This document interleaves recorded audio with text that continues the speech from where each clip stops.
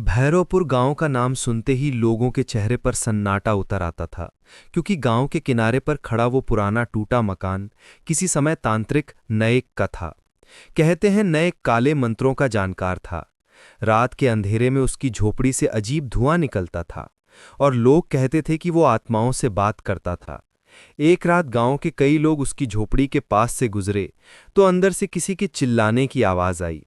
जब सब अंदर पहुंचे तो वहां कोई नहीं था, बस बीच कमरे में खून से बना गोल चिन्ह और एक पुराना दरवाज़ा बंद पड़ा था।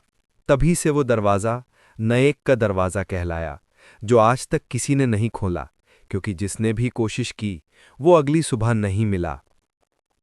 सालों बाद शहर से आया एक नौजवान अजय, जो साइंस का छात्र था, इन सब बातों को मजाक समझता था।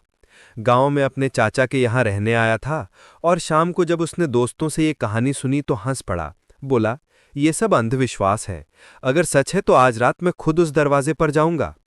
सबने उसे रोका। रवि ने कहा, अजय मत जा, रात में वहां कुछ होता है, हमने देखा है।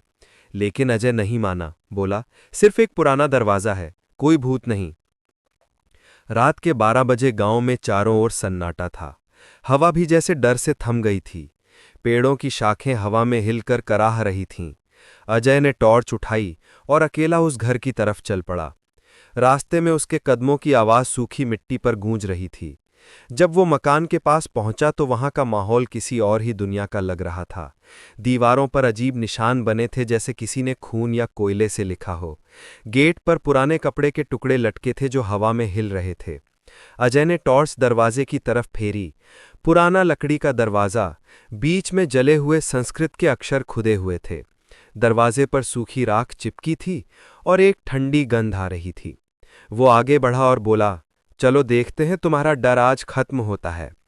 फिर उसने दरवाजे पर 3 बार दस्तक दी। ठक ठक ठक।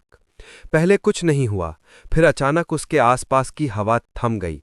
ऐसा लगा जैसे पूरा जंगल उसकी सांस रोककर देख रहा हो। तभी दरवाजे के अंदर से किसी की भारी आवाज आई। कौन? अजय रुका, हंसकर बोला, मैं हूं, जो सच्चाई जानने आया हूं।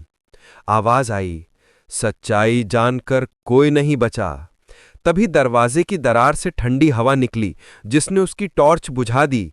और जैसे ही उसने टॉर्च दोबारा जलाने की कोशिश की, उसने देखा कि दरवाजे की छाया खुद हिल रही है, जैसे कोई उसके पीछे खड़ा हो। अजय ने मुड़कर देखा, वहां कुछ नहीं था, लेकिन दीवारों। अगर आपको ये वीडियो पसंद आया तो पार्ट 2 के लिए कमेंट करें।